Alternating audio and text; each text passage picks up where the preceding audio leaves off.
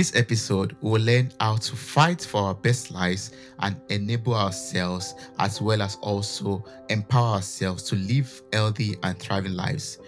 Helping us with this is a U.S. Army Special Force medic turned author and entrepreneur. Welcome to the show, John. How are you doing? Thank you for having me. I'm doing good. How about yourself? I'm doing great. Thank you so much for making out the time to join me on this episode for Soulful Conversation. I'm so glad and delighted that you're here today and we're making all of this possible. And I'm looking forward, as always, to learn wonderful things, new things from you also in this conversation.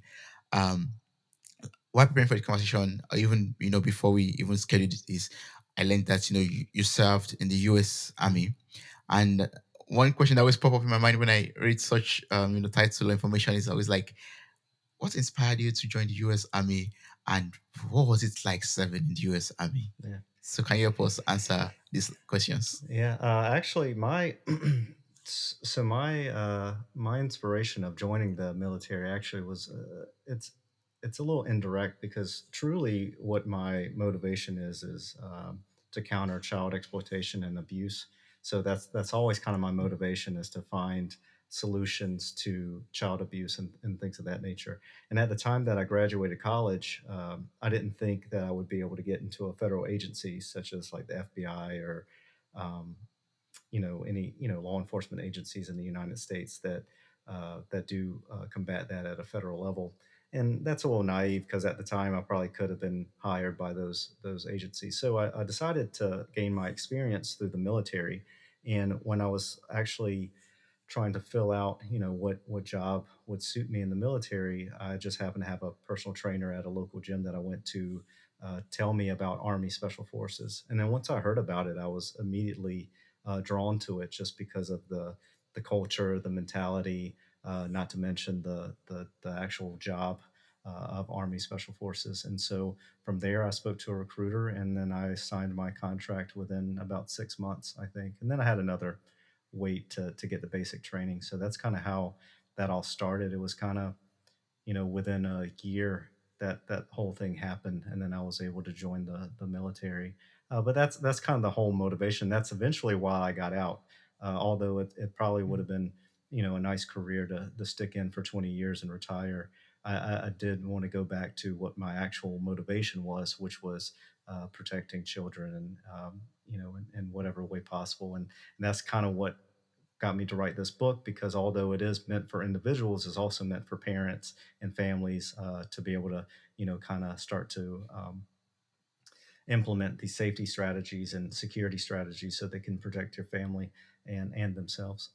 But yeah, so my time in the U.S. Special Forces, I had a blast. Never thought I was actually working a job. It was just something that I did, and then I got paid for it. But I love doing it. So I always tell people that, ever since college, it hasn't felt like that I've actually worked a day in my life. It's just, a hobby that I did, and then I got paid for it. And I was very thankfully, the missions that we got was all something that I was very passionate about. We were involved in the conflict with ISIS, which is obviously, you know, a, um, a very important conflict to kind of intervene with. And so I was able to, go to Syria twice and help out there as much as I could. And then that's, where my real world experience comes from because a lot of it, a lot of my career was training. And then I had the two deployments to Syria where it all kind of came together for me, and I start to see, a different perspective of not just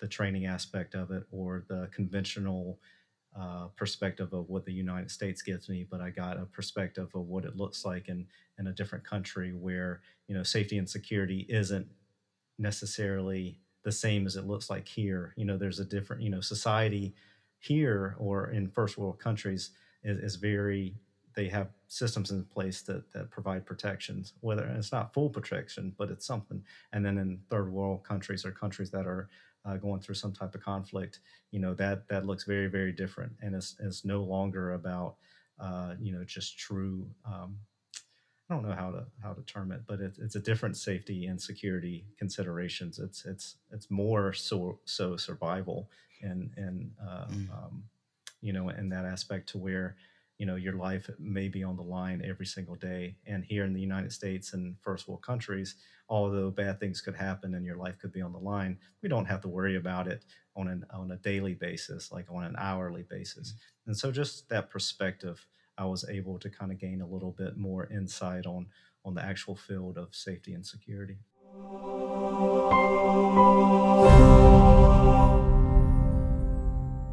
I'm so glad that you experienced all of that, because I believe you also packed that into your book, and we're going to be getting some of those knowledge, or we're going to be unpacking some of those things you put into your book in this episode also. But before we go into your book and the usage and the importance of you writing that book and giving it to the world, one question I'd love to know is, or one thing I'd love to know is basically, serving in the military. You have to go through a lot of training, a lot of lessons, I believe. And I would love to know if there are some life lessons that you learned from your period, from your time in the military, that we could apply to our personal lives or to our businesses also. Yeah. So I would think the main one of the things that come to mind right now is kind of that perspective of being confident in your ability, but also being humble enough to understand that you don't know everything or you're not able to do everything at this point in time. Because like Mm, in our training, we have a lot of different phases of training, and you could be an all-star in one aspect of training, and then that next phase of training comes around, and then now you're kind of mm, maybe at the bottom or the middle of the pack, so to speak. And so you always mm, have to, but you have to have that confidence, right? Because if you don't have that confidence and a little bit of cockiness, so to speak, you're not going to perform well. mm, Especially with professional athletes, you see it that the ones that are cocky, they perform at a high level, and it might not actually be their personality. It's just they have to keep that confidence at that high of a level, even if it's exaggerated, so they can perform at mm, that high level that they do. But at the same time, you do have a sense of humbleness because. One, you always be humbled by something, whether or not, um, I train jujitsu and stuff like that. And so there's always going to be a day. There's going to be some days that I go in there and I feel like an all star, and then there's days that I go in there and I get beat up and beat around, and I walk out like, wow, like I felt so good yesterday, and then today, for whatever reason, I just wasn't on 100%, and so you mm, definitely have to balance those two aspects of being confident and being humble at the same time so that you're always eager to learn, but you're always able to perform. And I'd say that's especially in my military career. That was a big aspect. And then also too is you know, life in general can be very stressful if you look at it all at once. And so, and especially in our phases of training, if you looked at all of our training, because depending on what MOS you were and what job you were supposed to do, it could be a year of training or it could be a year and a half of training. And with each training exercise, you could fail out of the course completely and then not be part of the community anymore. And so if you looked at all that together, it's very stressful. You probably get overwhelmed very quickly. But if you start to just look at it of what's ahead of you that point in time or the next day, then it's very easier to achieve. And so that's another aspect I would say that I learned from the military is that really the only thing that's truly important right now is what I'm facing right now in this moment or whatever comes up tomorrow or whatever it might be. But I'm not looking truly a week ahead. I'm not looking a month ahead. I'm not looking a year ahead, even though I do have goals and they're written down and stuff like that.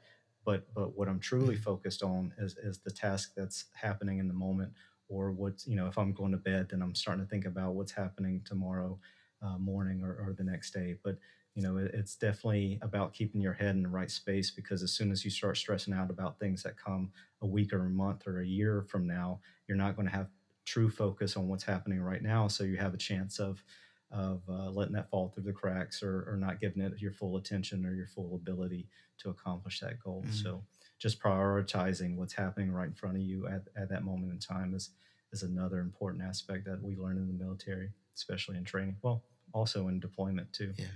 Because if you're, Mm, thinking about, if you're on a mission or something, you're thinking about, home or what's going to happen a week or a month from now, and you're in a life or death mm. scenario, it's going to, it's definitely not the right formula to have. So it's nice to be in the moment.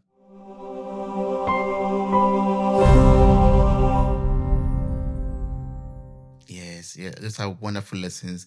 Like being in the right moments, for example, and also be open to the fact that life is going to humble you one way or the other. Be Oh open yeah. to the fact that yes, yeah, you Yeah. can't win all the time. Sometimes No. you have to learn some lessons that Oh will yeah. help you improve. Yeah.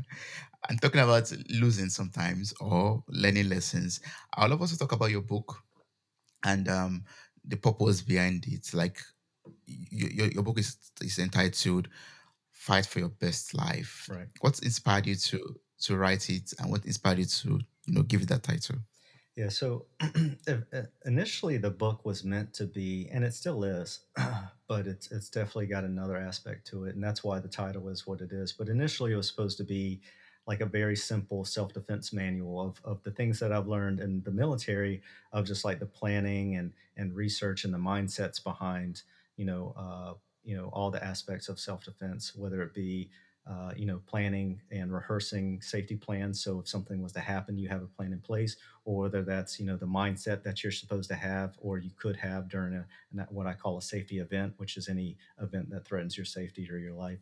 The mindset of it, and then also the after the fact of what you go through after a traumatic experience and understanding trauma, PTSD, things of that nature. And truly, like I said, initially it was just supposed to be a straightforward manual. Uh, and then as I started writing it, it felt like a self-help book to me. And it was more so like there's a motivational side to it. And then I started really, then it became developmental, to where I started putting in chapters about peak performance and developing programs and curriculums, and then understanding your strength and limitations and things like that. So it became a very like a tool for awareness, of personal awareness, and then also external awareness of factors outside of your control or in your control, and being able to develop those in time. And so that's when I understood that it was a self help book and not just a self defense book. And then that's why I changed the title to what it is now, to where, it's a double meaning actually, the fight for your, because what it was is going to be fight for your life. And I was going to emphasize the your, so that people understood that one, fight for your life is this survival, safety, and security aspect of it. But then also when you emphasize your life, then you understand that it's meant to be personalized to you, and then also you use it to your benefit. And then from there we just added in best to kind of really bring home that emphasis of not just the safety and security aspect of it, but also making sure that everything that you learn from the book then transfers over to whatever life goals or aspirations that you might have, so that you're always using these transferable skills to better yourself and to better the people around you, whether it's your family and friends, so you all reach your goals and aspirations.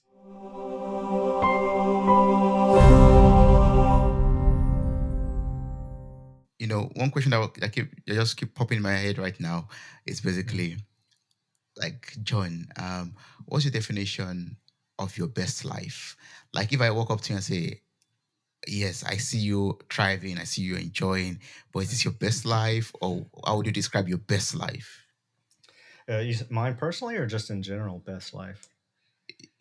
Yours personally. I want to get to know you better, Yeah, John. yeah, yeah. So for for me, I'm very, the older I get, the more I do. I'm very family focused. I mean, I always have, but now that I have my own family, I'm very family focused now. And so really I'm just trying to get more time to spend with my family, and then and develop my children, and make sure they grow up in in a very healthy, nurturing way, so that they, when they get old enough, they're not having to deal with, certain things that some children have to deal with. And then also, just, going back to the whole combating child abuse and exploitation, I'm always trying to find ways that, truly, since my expertise isn't in that field necessarily, I have to find ways that indirectly affect that field. One being this, this book, because it kind of does deal with parents and children. But at the same time, I would say that's my best life, to where I have enough time to spend with my family and my children, and then I also have time to pursue my passion, which is truly to help those who are in a position that they can't really help themselves. And truly, I want them to get to a position that they can help themselves, because not everybody can be everywhere at once, and not police Mhm. officers can't be everywhere at once. Anybody who serves some type of in that chain of safety and security, there's only so many people who do it.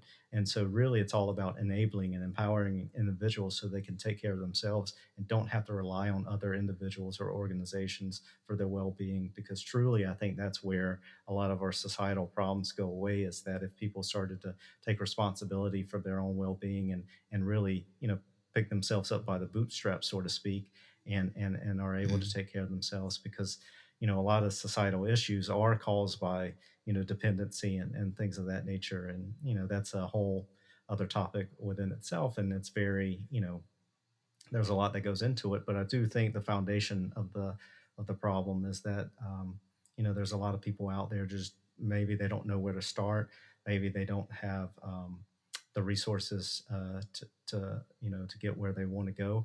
But it's all about being resourceful and things of that nature. So really, that's my whole that's the objective too, is to get people where they can take care of themselves. And so if I'm to go back to what you were really asking about, if I'm able to one, spend time with my family, and two, do Mhm. that at the same time, I think that's my best life. Because really, um, I also talk about that in the book, to where your best life could look like a variety of things. But what I do think at the foundation of that is really striving for a purpose or a goal. And I because I do think that when a person has purpose and they do have goals, they're less likely to be depressed. They're less likely to let external factors or external stressors stress them out. They're very focused on what they need to have done, and then they just pursue that and just kind of let everything else kind of fall to the side and let it be. And so I do think that for a lot of individuals who may feel lost or maybe depressed or somewhere within that arena, if they had a purpose or if they had a goal that they were really striving for, I think that would solve a lot of their problems.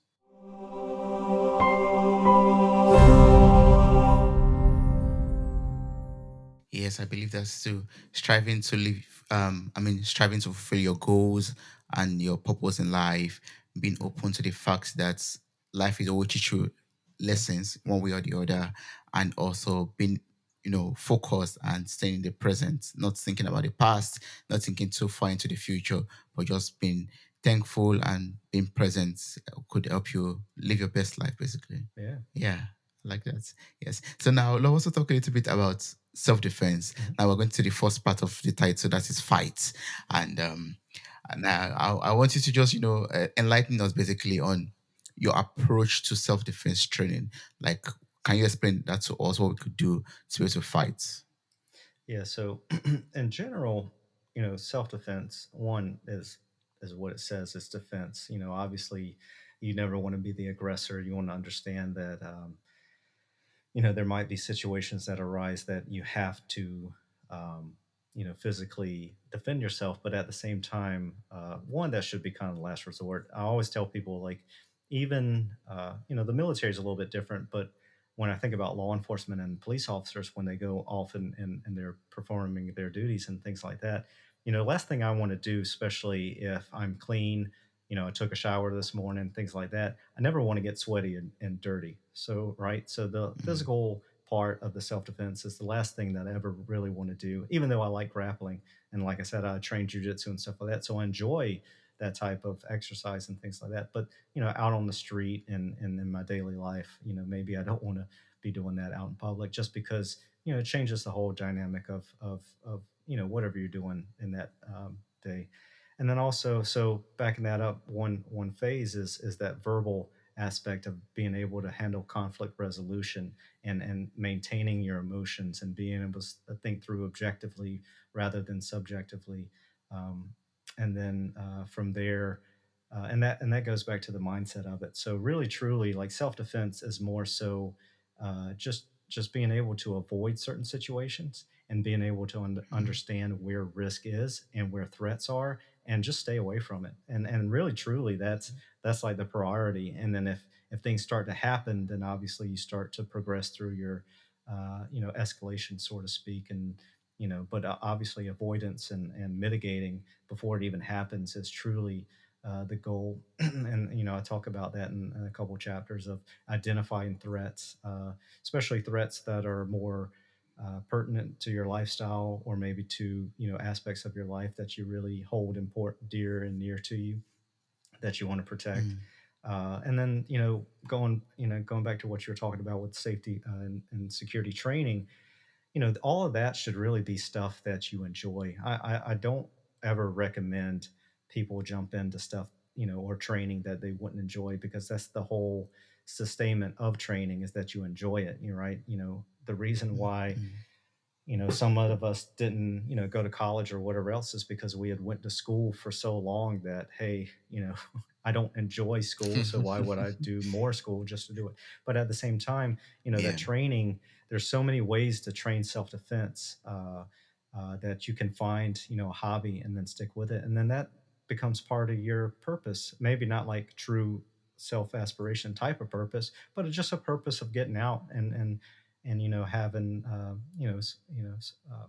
kind of interacting with society, so to speak. Because the days that I go Mm, train jujitsu or something like that, that's it's also a social thing. I mean, I'm there for exercise and training and stuff like that, but it's also um, a way for me to talk to my buddies and things like that.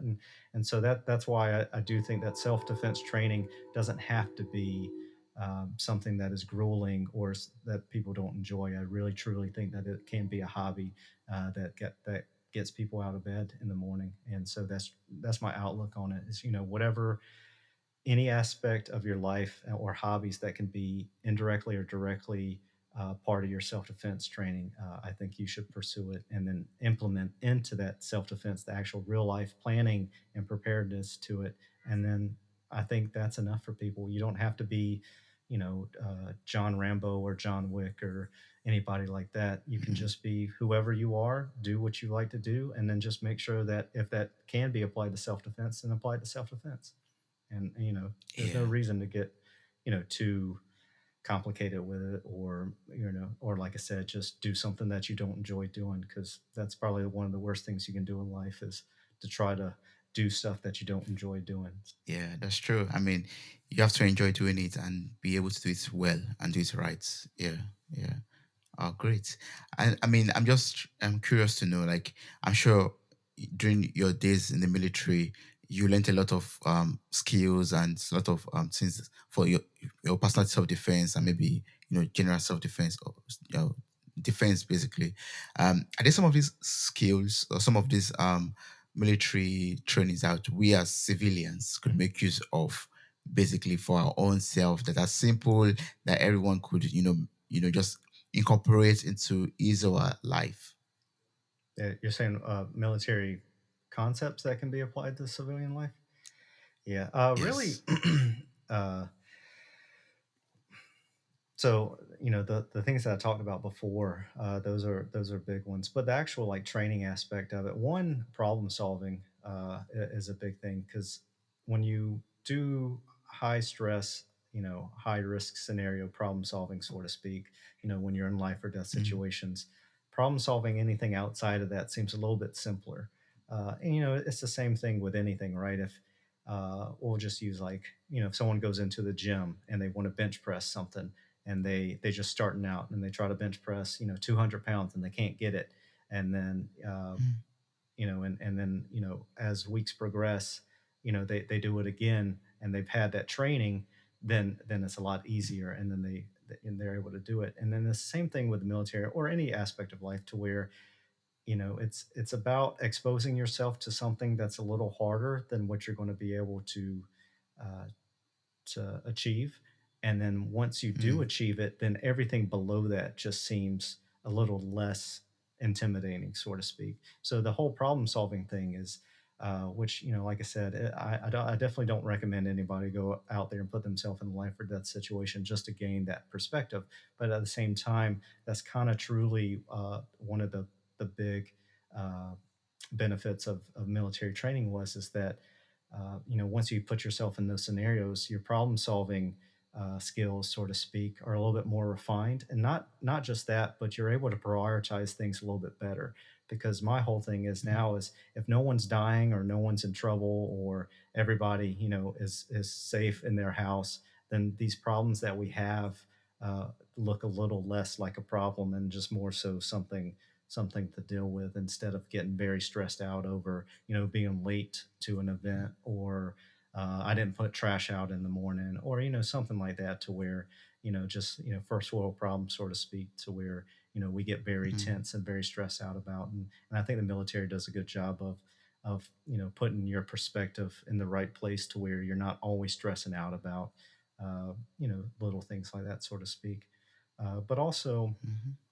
in my training I trained as a medic and I do think that everybody should have at least basic first aid knowledge, and what that means is stopping a bleed or CPR, things like that. Because some, although it might seem like it's complicated, there's a lot of medical treatments and a lot of medical concepts that are very simple, and I think people are just very Mhm. intimidated by it. But if they would just understand, certain concepts and just train on it a little bit.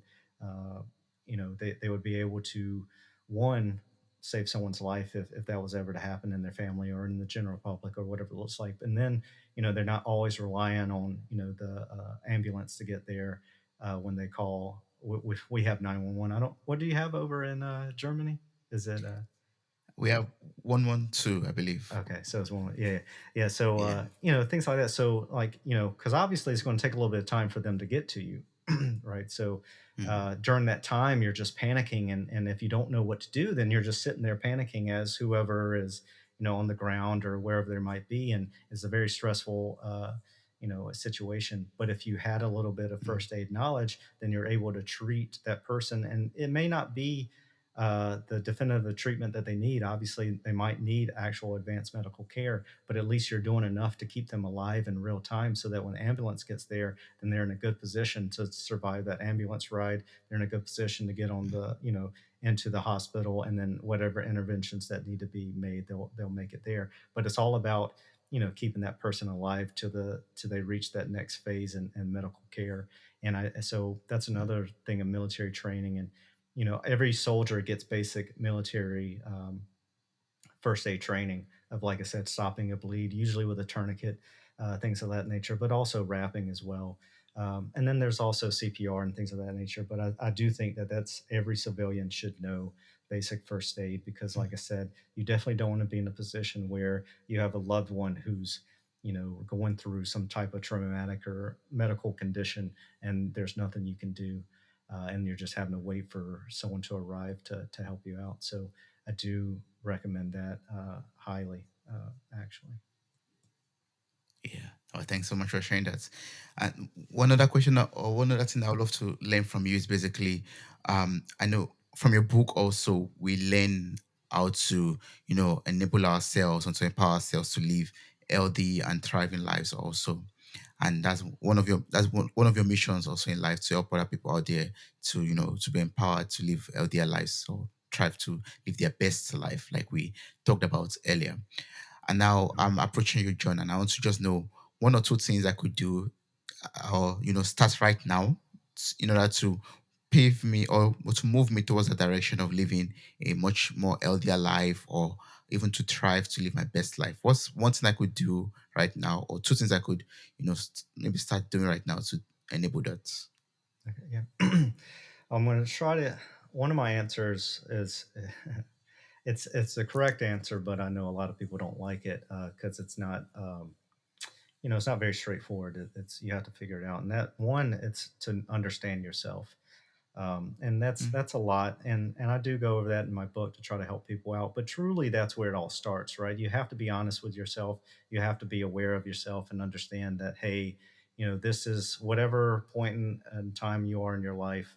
You have to understand where you are right then and there, not your past self, and not necessarily your future self, because obviously that will mold into place as time progresses. But truly, like who you are in the moment of, what do you find important in your life? What is your true strengths? What are your limitations? And what are your goals for your future self? and how you align that, kind of like connecting the dots, so to speak, to where it's all on the same line. And so instead of your future self being up here and your present self right here, like how do we just create a straight line to get from here to here Mhm. as easy and as efficient as possible. And the only way you can really do that if you start to really understand yourself as best as you can. And so, like I said, that's not, no one really likes that answer because it's not a true quick fix. But at the same time, I do think that's where the baseline is at for anything in life, especially safety and self defense, but also with finding your best life, because you're only going to find your best life when you actually truly understand yourself as a person and have that awareness. And then on top of that, I would have to say for safety and security, is more so, uh, be more aware of your surroundings and really, stop putting yourselves in situations that could be avoided in the first place. And a lot of, technology has taken our awareness away from the outside world and that sort of speak, because everybody's either on their phone. I am too at times, and I have to catch myself and put my phone away. But the other day I saw a woman walking across the street in her on the cell phone, and she was in a crosswalk, but at the same time there was a car coming.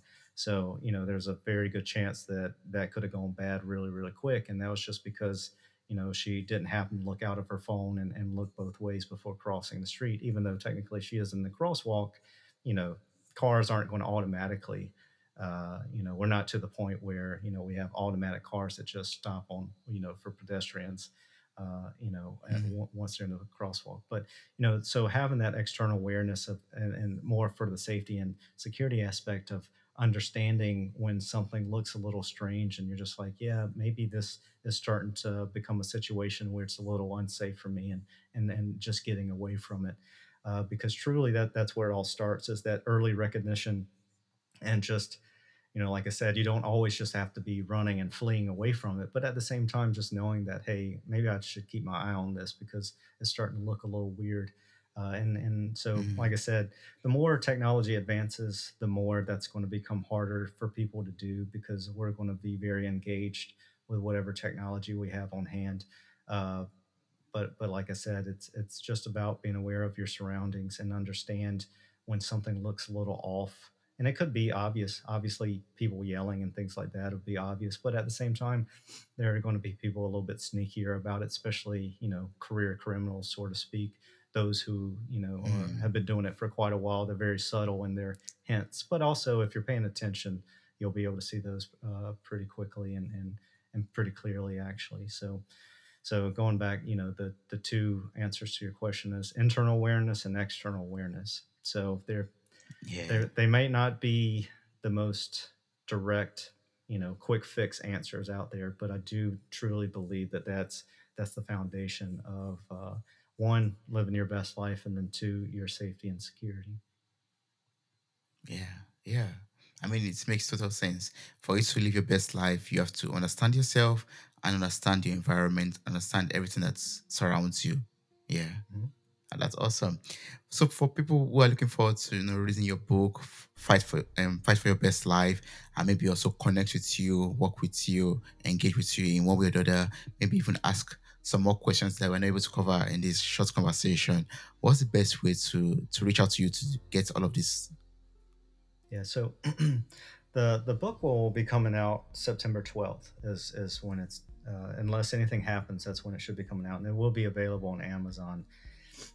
So if this podcast comes out after September 12th, then odds are you can just go on Amazon, search and fight for your best life, and then you'll find me.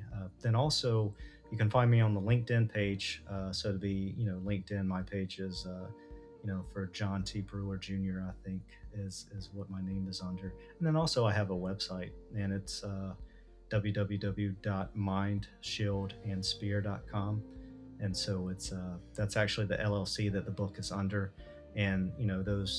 those three elements is kind of like the elements that I use when I do self-defense training and stuff like that. So it's the mind, like we've been talking about, the mindset, shield, which is the defense part of it, and spear, when you do have to go kind of hands on with people, and you make sure you do it very forcefully and very accurately. And so Mm. going back to that website, mindshieldandsphere.com.